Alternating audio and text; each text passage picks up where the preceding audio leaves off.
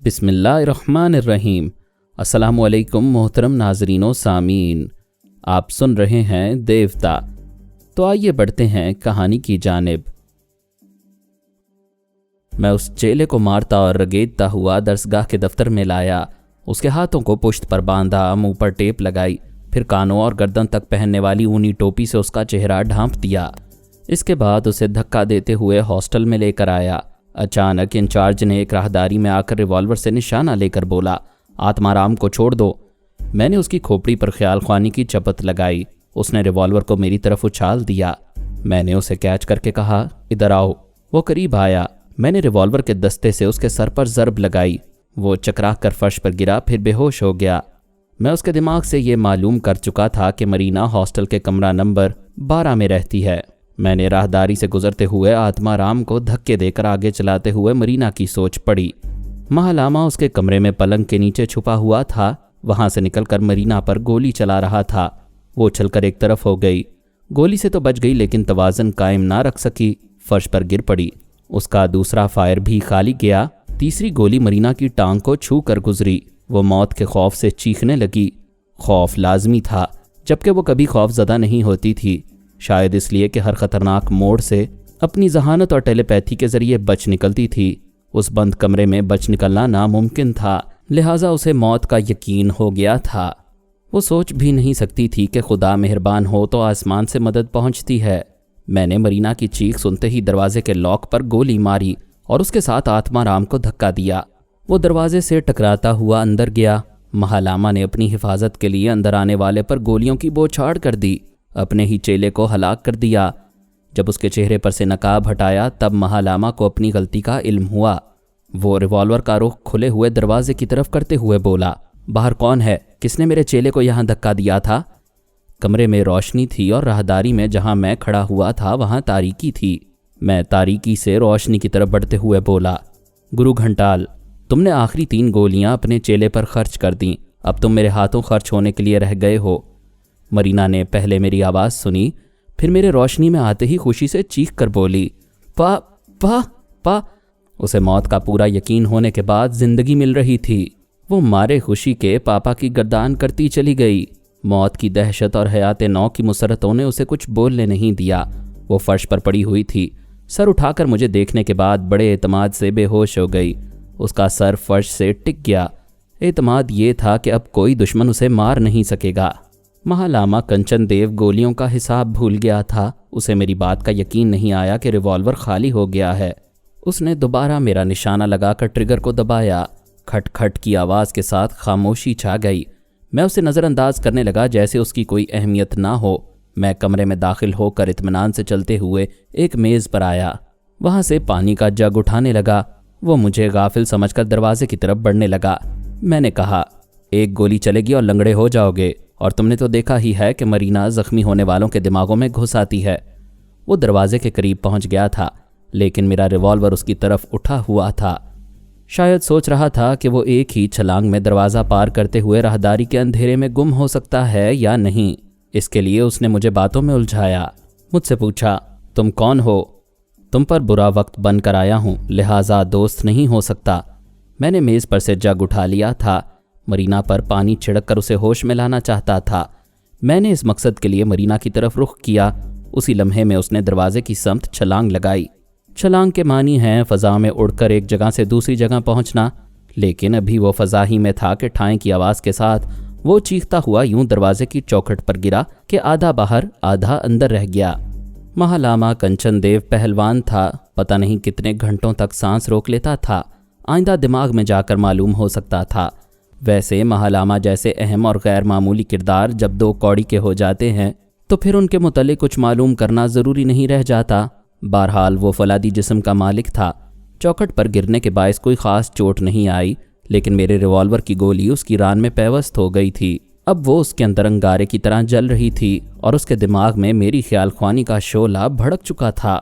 वो कराहते हुए सोच रहा था, आह, पता नहीं ये कौन बलाए नागहानी की तरह आ गया है। प्रभु, क्या मेरा अंतिम समय आ गया है? मैं अपना रिवॉल्वर उसकी तरफ फेंक कर मर्जीना पर झुका और उसके चेहरे पर पानी छिड़कने लगा। उसने चौंक कर आंखें खोल दीं। अभी वो समझने की कोशिश कर रही थी कि कहाँ है और किस हाल में है। उधर महालामा ने मेरे फेंके हुए रिवॉल्वर को उठाकर देखा। उसके चैम्बर में गोलियां थीं। उसने पहले तो मुझे हैरानी से देखा, फिर समझ गया। मेरी तरफ रिवॉल्वर फेंकते हुए बोला, मैं नादान नहीं हूं, तुम मेरे अंदर हो, मुझे गोलियां चलाने नहीं दोगे।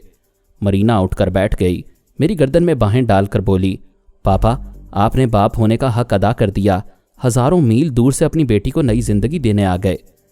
मैंने एक अरसा पहले जब तुम्हें बेटी कहा था, मुसलसल तुम्हें एक बाप की मोहब्बत और तवज्जो दे रहा हूँ, लेकिन तुमने कभी बेटी होने का हक अदा नहीं किया। पापा मुझे शर्मिंदा ना करें, मुझे एक मौका और दे दें, इस बार मैं सचमुच बेटी बनकर दिखाऊंगी। तुम एक मौका मांग रही हो, मैं पहले दिन से मौके देता आ रहा हूँ, आइंदा भी देता रहूँगा। उसने महालामा को देखते हुए फर्श पर से रिवॉल्वर को उठा लिया। मैंने पूछा, गोली मारोगी? हाँ, मैं इसे जिंदा नहीं छोड़ूंगी। क्या बहुत गुस्से में हो? ओ पापा, क्या मुझे गुस्सा नहीं आना चाहिए? बिल्कुल नहीं आना चाहिए, तुम अपना गुस्सा गुरु दक्षिणा में दे चुकी हो। वो हैरानी से बोली, आप कैसे जानते हैं? मैंने अभी गुरुदेव के ख्यालात पढ़े हैं, मैं तुम्हारी हिफाजत के लिए इनका दुश्मन बनकर आया था, लेकिन ख्यालात पढ़कर कायल हो गया हूँ कि ये बहुत बड़े ज्ञानी हैं।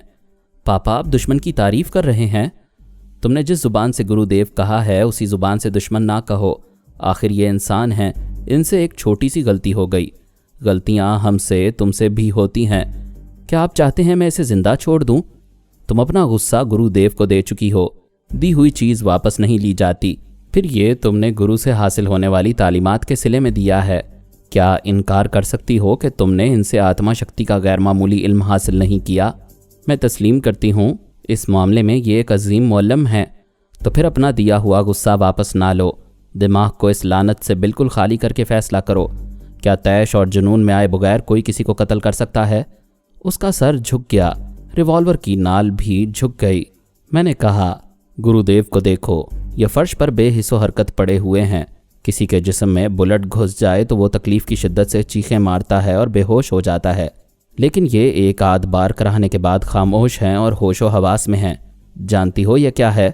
शायद आत्मा शक्ति का कमाल है। हाँ, आओ इनके अंदर चलें। हम दोनों उनके अंदर आए। अंदर वो गोली जलता हुआ अंगारा बन गई थी, इसलिए वो पूरी तरह सांस नहीं रोक सकते थे, लेकिन सांस खींच खींच कर दर्द के एहसास को ज़ायल कर रहे थे। बुलेट आधे से ज़्यादा रान में पेवस्त हुआ था। उन्होंने 2 उंगलियों से उस बुलेट को पकड़कर बाहर खींच लिया। उधर का गोश्त ज़रा फट गया था। उन्होंने खून का बहाव रोकने के लिए उस पर हथेली रख ली और संस्कृत ज़ुबान में ज़ेरे लब कोई मंत्र पढ़ने लगे। मैंने मरीना से कहा, जाओ मरहम पट्टी का सामान लेकर आओ। वो फ़ौरन ही उठकर दरसगाह की डिस्पेंसरी की तरफ चली गई। मैं ख्याल ख्वानी के ज़रिए हैरानी से देख रहा था। महालामा बड़े सुकून से लेटे हुए थे। उनकी सोच बता रही थी कि वो हिंदुस्तान में पैदा हुए थे, BA तक तालीम हासिल की थी, बचपन से ही एक गैर मामूली आदमी बनने की लगन थी। वो यात्रा और भक्ति के लिए बनारस और मथुरा गए। ख्वाजा मुइनुद्दीन चिश्ती के मज़ार के अहाते में तकरीबन 1 बरस तक चिल्लाकशी की। फिर ज्ञान हासिल हुआ कि उन्हें आत्मा शक्ति के लिए तिब्बत के शहर लासा जाना चाहिए। यहाँ आकर उन्होंने कई बरस तक सख्त मेहनत, इबादत और रियाजत की। अब 3 घंटों तक सांस रोककर मुर्दा हो जाते हैं और आत्मा शक्ति से फिर अपने मुर्दा जिस्म में वापस आ जाते हैं। वो कहते थे, जिस्म बीमार होता है, रूह कभी बीमार या कमज़ोर नहीं होती। जिस्म पर लगने वाला बुलेट रूह को नहीं लगता। ऐसे वक्त योगा शक्ति के ज़रिए सांसों को ज़्यादा से ज़्यादा काबू में रखा जाए और तकलीफ़ को मिटाने की कोशिश की जाए तो योगा और आत्मा शक्ति के ज़रिए तमाम तकालीफ मादूम हो जाती हैं। यही वजह थी कि वो गहरे ज़ख्म के बावजूद सुकून और आराम से लेटे हुए थे। मरीना दरसगाह के वेद महाराज को ले आई, क्योंकि महालामा कंचन देव अंग्रेज़ी अद्वियात इस्तेमाल नहीं करते थे। वैद अपने साथ एक मुआवन की मदद से उनके इलाज में मसरूफ़ हो गया। मैं मरीना के साथ दरसगाह से जाने लगा। वहाँ तलबा व तालबात की भीड़ लग रही थी और वो हम दोनों को मुजरिम समझ रहे थे। हमें शिकायत भरी नज़रों से देख रहे थे, जबकि उन्हें हम पर गुस्सा आना चाहिए था। लेकिन गुरुदेव तालीम शुरू करने से पहले हर तालिब इल्म का गुस्सा गुरु दक्षिणा में मांग लिया करते थे। फिर इसलिए भी गुस्सा नहीं था कि हमने सिर्फ ज़ख्मी किया था और ख़ुद वैद को बुलाकर इलाज भी करा रहे थे। हम दरसगाह के दफ्तर में आकर बैठ गए। फिर ख्याल ख्वानी के ज़रिए महालामा को मुखातिब किया। पहले मरीना ने कहा, गुरुदेव, मेरे पापा ने समझाया गलती इंसान ही से होती है। मैं ये बात समझ गई। हमारे दरमियान जो कुछ हुआ उसे आप भूल जाएं। मैं भी भूल जाती हूँ। आपको ये बताने आई हूँ कि पापा के साथ जा रही हूँ। جاؤ اور جہاں جاؤ دوسروں کو خوشیاں دو اور خوش رہو۔ میں تمہارے پاپا کا شکریہ ادا کرتا ہوں۔ میں نے کہا، میں موجود ہوں اور آپ کے مہاگیانی ہونے کا اعتراف کرتا ہوں۔ میرا ایمان ہے کہ عالم خواہ کسی مذہب کا ہو، اسے اپنی طبی عمر تک جینا چاہیے تاکہ اس کی ذات سے دنیا کو علم حاصل ہوتا رہے۔ تم مجھے قتل کر سکتے تھے مگر طبی عمر تک جینے دے رہے ہو۔ تم بہت عظیم انسان ہو۔ انسانیت کی راہوں پر عظمت حاصل ہوتی ہے۔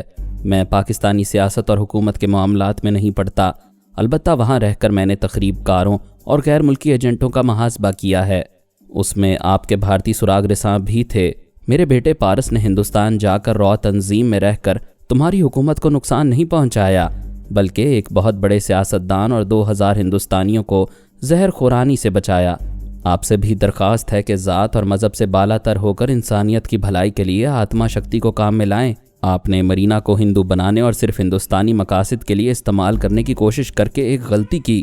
آپ بہت ذہین ہیں، دوبارہ ایسی غلطی نہیں کریں گے۔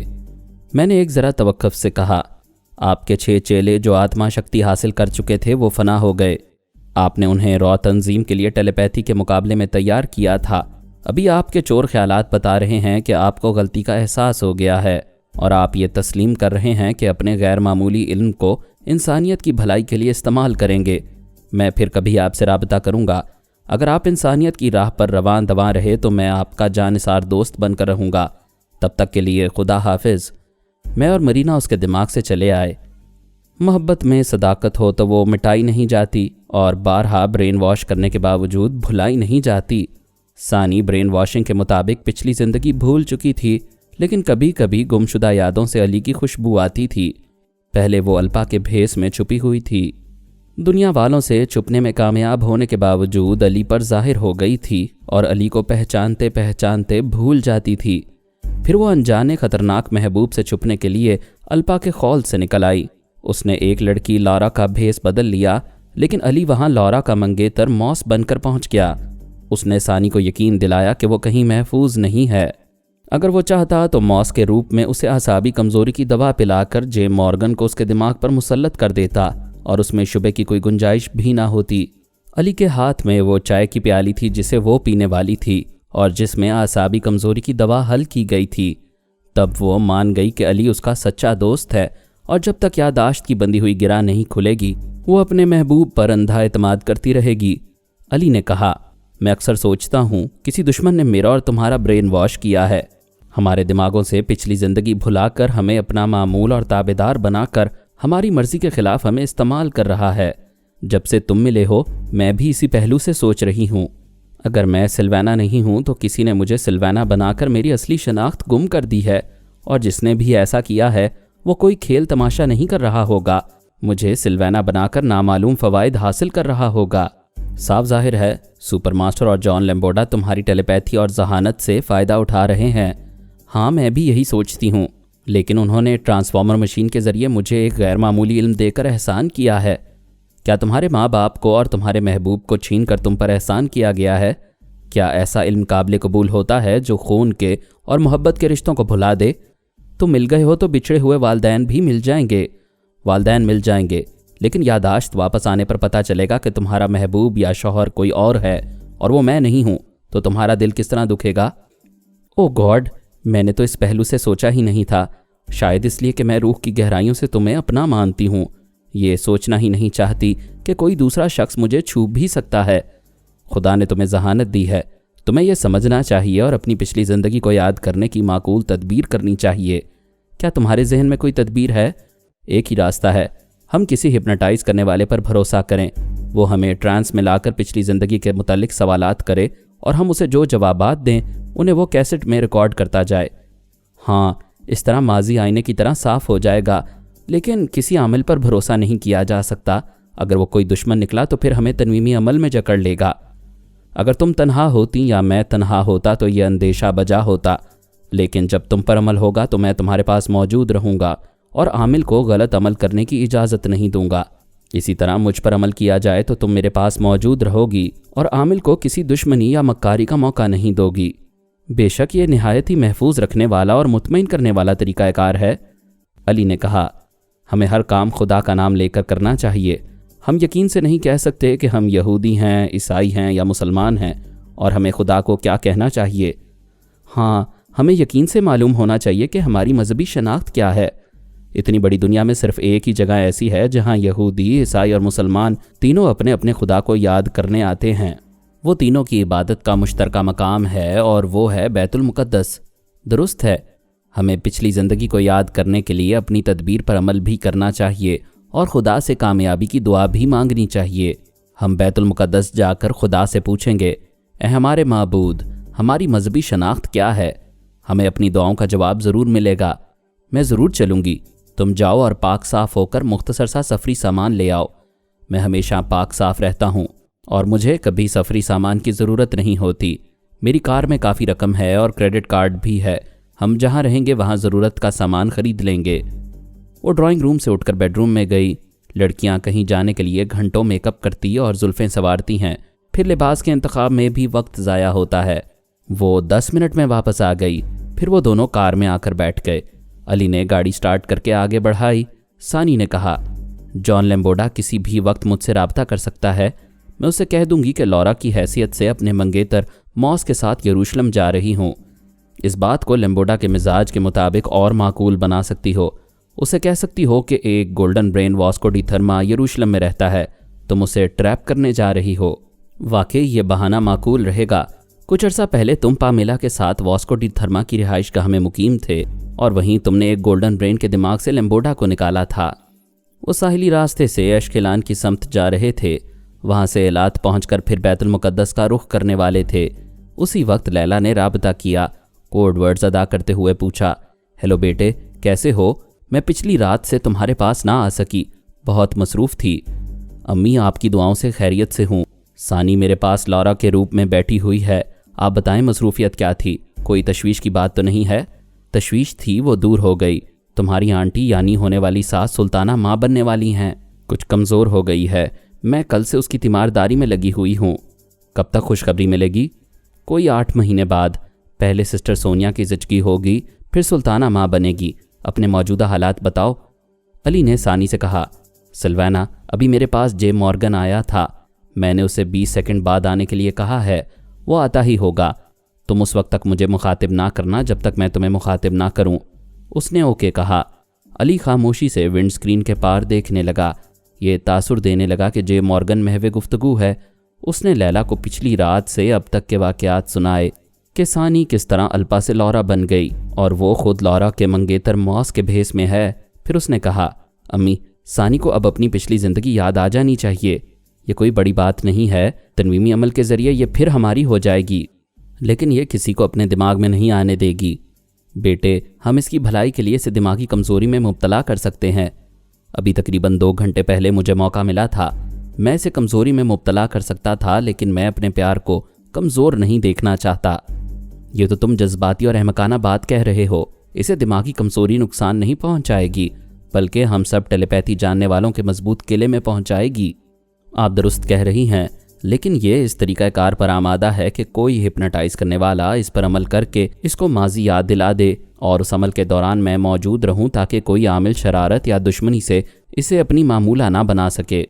کیا تمہاری نظروں میں ایسا کوئی عامل ہے جو ثانی کی اصلیت معلوم ہونے کے بعد رازدار رہے گا؟ جی ہاں، بابا صاحب کے ادارے سے تعلق رکھنے والا ایسا ایک عامل یروشلم میں رہتا ہے۔ آپ ادارے سے اس کا موجودہ نام و پتہ معلوم کر کے مجھے بتا سکتی ہیں۔ ٹھیک ہے، میں ابھی 5 منٹ میں آتی ہوں۔ وہ چلی گئی۔ علی انتظار کرنے لگا۔ وہ اپنی خاموشی سے ثانی پر ظاہر کر رہا تھا کہ ابھی تک جے مورگن سے گفتگو جاری ہے۔ لیلا نے واپس آ کر کہا، بیٹے، اس عامل کو ادارے میں واپس بلا لیا گیا تھا اور اب اسے کسی دوسرے مشن پر بھیجا گیا ہے۔ پھر تو یہ مسئلہ ہو گیا۔ ثانی کو دماغی طور پر کمزور کرو یا اسے راضی کرو کہ وہ ہم میں سے کسی کو اپنے دماغ میں آنے دے۔ وہ پوچھے گی کون دماغ میں آئے گا، میں کیا جواب دوں گا؟ مجھے تو جے مورگن کا نام بتانا ہوگا اور وہ کسی یہودی کو آنے نہیں دے گی۔ وہ لیمبوڈا کے حوالے سے پاپا کو اور ہمارے خاندان کو اپنا دشمن سمجھتی ہے۔ سیدھی سی بات ہے، اسے اعصابی کمزوری میں مبتلا کرو۔ میں ثانی کے ساتھ بیت المقدس جا رہا ہوں، اس نیت سے جا رہا ہوں کہ اللہ تعالیٰ ہماری دعا قبول کرے گا، اور جب اللہ تعالیٰ کے بھروسے پر نیت کی ہے تو مجھے ثانی کو کمزوری میں مبتلا نہیں کرنا چاہیے۔ اب اس کی واپسی کے لیے جو راستہ نکلے گا اللہ کی طرف سے نکلے گا۔ خدا تمہارے ایمان کو اور مستحکم کرے۔ میں جا رہی ہوں، घंटे 2 घंटे बाद आऊँगी।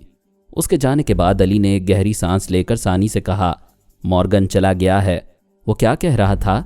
सरकारी मामलात पर बोल रहा था। वो जो बोल रहा था वो मुझे नहीं बताओगे? तुम लैम्बोर्डा और सुपर मास्टर की बातें मुझे नहीं बताती हो, फिर गोल्डन ब्रेन्स की बातें मुझसे क्यों पूछ रही हो? पहले नहीं बताती थी, आज तो तुमने मेरी आंखें खोल दी हैं। मुझसे जो पूछोगे वो बताऊंगी। जब तक मैं खुद को नहीं पहचानूंगी तब तक गैर जानिबदार रहूंगी। मैं भी गैर जानिबदार रहूंगा और लैम्बोर्डा से ताल्लुक़ रखने वाले तुम्हारे मामलात में मदाखलत नहीं करूंगा। ये मौजू ख़त्म करो, हम अपनी बातें करेंगे। हाँ, और अपनी बात यह है कि हम सबसे पहले कॉफ़ी पिएंगे, क्योंकि आसाबी कमज़ोरी पैदा करने वाली चाय तुम्हारे ड्राइंग रूम में छोड़ कर आए हैं। वो हंसते हुए बोली, वो चाय तुम्हें पिलाने वाली थी। बाज़ औक़ात हमसे अनजाने में बड़ी गलतियां हो जाती हैं। भाई, गलतियों में मुझे शामिल ना करो, मैं गलतियां नहीं करता। बड़े फरिश्ते आए हो, जनाब से कभी गलती ही नहीं होती। तुम्हारे मामले में नहीं होती। जब भी तुमने गलत रास्ते पर मुझे डालना चाहा, मैंने सही रास्ते पर आकर तुम्हें पकड़ लिया।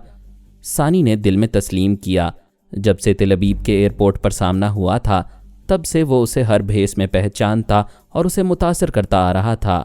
उन्होंने अश्केलान पहुंचकर सैंडविचेस खाए, फिर कॉफ़ी पीने लगे। इस बार जे मॉर्गन ने राबता किया, कोड वर्ड्स अदा किए। उन्हीं लम्हात में लैम्बोर्डा ने सानी से राबता किया। सानी उधर और अली इधर मसरूफ़ हो गया। जे मॉर्गन ने अली से कहा, सर ये अल्पा वाकई मशकूक होती जा रही है। वजाहत करो। वो हमारे गोल्डन ब्रेन जॉन नोएल से फ्री हो रही है। उसने आज रात उसे डिनर की दावत दी है। तुम ये कहना चाहते हो कि हमारे किसी भी टेलीपैथी जानने वाले को किसी गोल्डन ब्रेन से ज़ाती ताल्लुकात कायम करने की इजाज़त नहीं है और वो दरपर्दा ताल्लुक कायम करके खिलाफ ज़ाबता हरकतें कर रही है? जी हाँ, वो गोल्डन ब्रेन जॉन नोएल के दिमाग में आती है। ये तुम्हें कैसे मालूम हुआ? अभी आधा घंटा पहले मैंने जॉन नोएल से फ़ोन पर राबता करना चाहा, पता चला फ़ोन ख़राब है, लिहाजा मैंने ख्याल ख्वानी के ज़रिए मुखातिब करना चाहा। वहाँ पहुँचते ही अल्पा का लहजा सुनाई दिया। वो कह रही थी, मिस्टर जॉन, मैं अभी फ़ोन पर राबता कर रही थी, पता चला तुम्हारा फ़ोन ख़राब है, इसीलिए मजबूर होकर तुम्हारे दिमाग में आई हूँ। गोल्डन ब्रेन जॉन नोएल ने कहा, कोई बात नहीं, बोलो क्या काम है? मैं ये कहने आई हूँ कि तमाम गोल्डन ब्रेन्स खुद को राज में रखने के लिए बहुत मोहतात रहते हैं, खुद को कभी किसी पर जाहिर नहीं करते, लेकिन मैंने तुम्हें न्यू ईयर्स नाइट की पार्टी में पहचान लिया है। वो परेशान होकर बोला, क्या कह रही हो? तुमने कैसे पहचान लिया? तुम्हारी आवाज़ और लहजे से।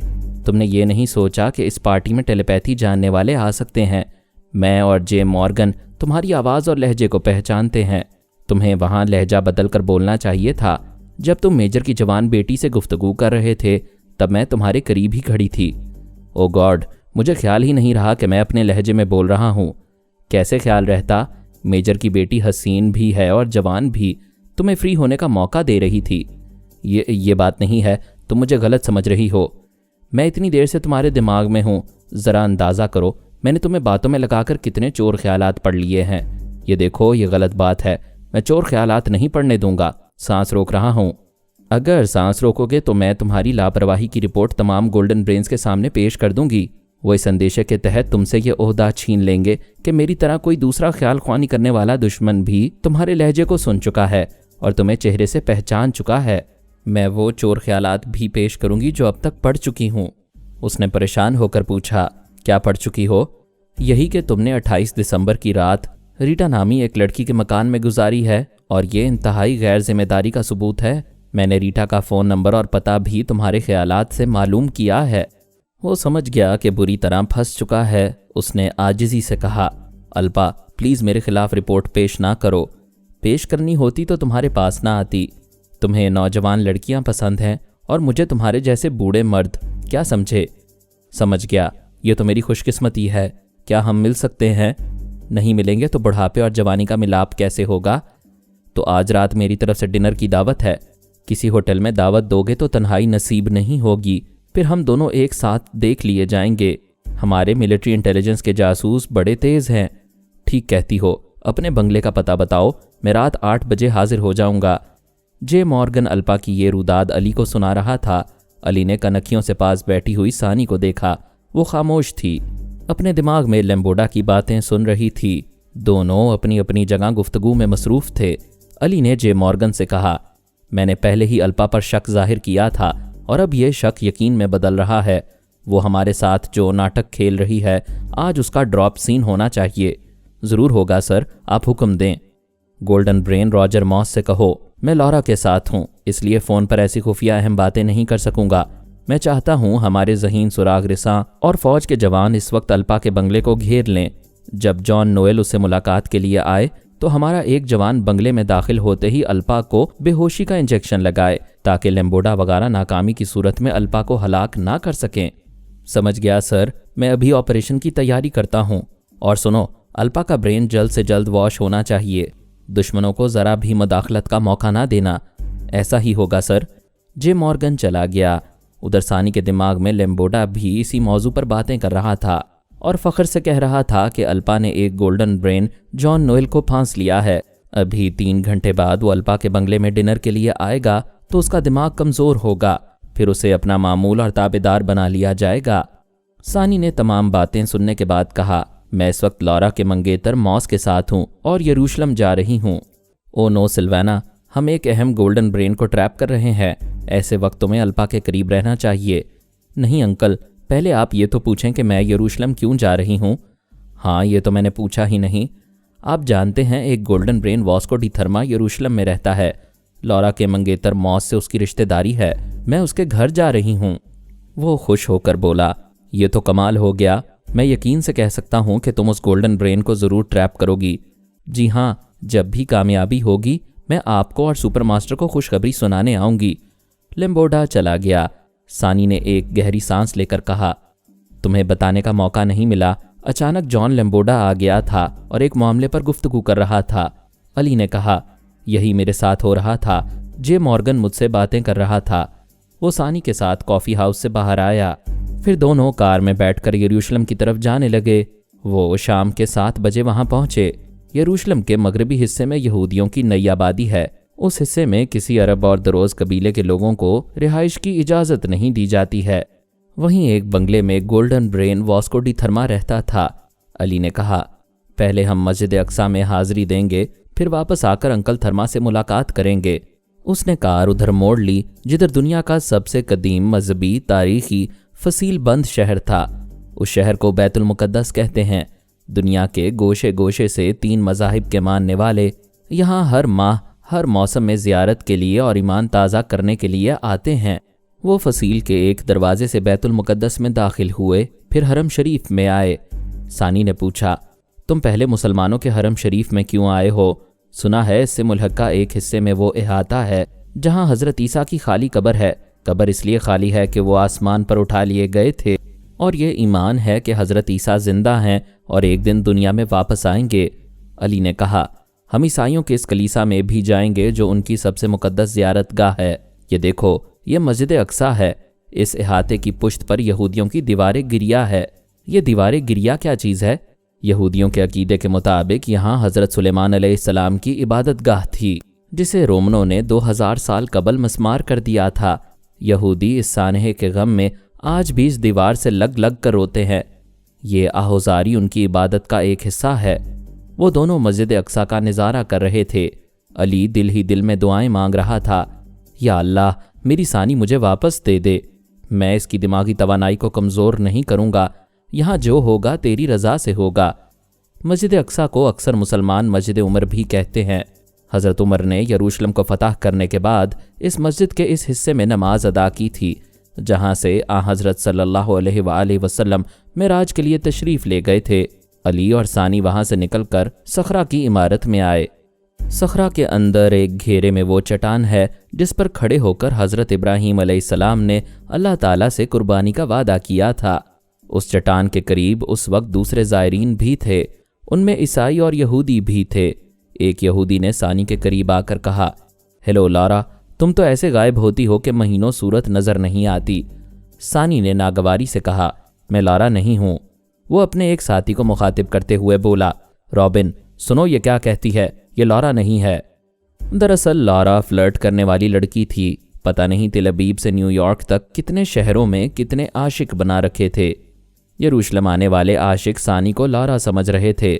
دوسرے عاشق نے سامنے آ کر کہا، واہ میری جان، مذاق کر رہی ہو یا سچ مچ پہچاننے سے انکار کر رہی ہو؟ علی نے فوراً ہی ثانی کا ہاتھ پکڑ کر ایک طرف لے جاتے ہوئے کہا، حرم شریف سے باہر چلو، ورنہ یہاں بات بڑھے گی تو اس مقدس مقام کا احترام مجروح ہوگا۔ وہ دونوں تیزی سے باہر آ رہے تھے۔ 3 نوجوان پیچھے پڑ گئے تھے۔ ایک کہتا آ رہا تھا، یار بات سمجھا کرو، ایک نئے عاشق کے ساتھ ہے، اس لیے ہم سے انجان بن رہی ہے۔ دوسرے نے کہا، لیکن یہ تو ہماری انسلٹ ہے، اس کے ساتھ رات گزارنے کے لیے ہمیں ٹھکرا رہی ہے۔ ڈاکٹر محمد انیب سلیمی کے ساتھ مزید اقساط سننے کے لیے ہمارے چینل کا سبسکرائبر بنیں اور ساتھ ہی بیل آئیکن کو کلک کریں تاکہ آپ کو ہر آنے والی نئی ویڈیو کے متعلق نوٹیفیکیشنز ملتی رہیں۔ ہماری ویڈیوز کو لائک اور شیئر کریں اور ہمیں اپنی دعاؤں میں یاد رکھیے گا۔ ISI اور پاک آرمی زندہ باد، پاکستان پائندہ باد۔ ہم پھر ملیں گے انشاءاللہ ایک نئی قسط کے ساتھ، تب تک کے لیے اللہ حافظ۔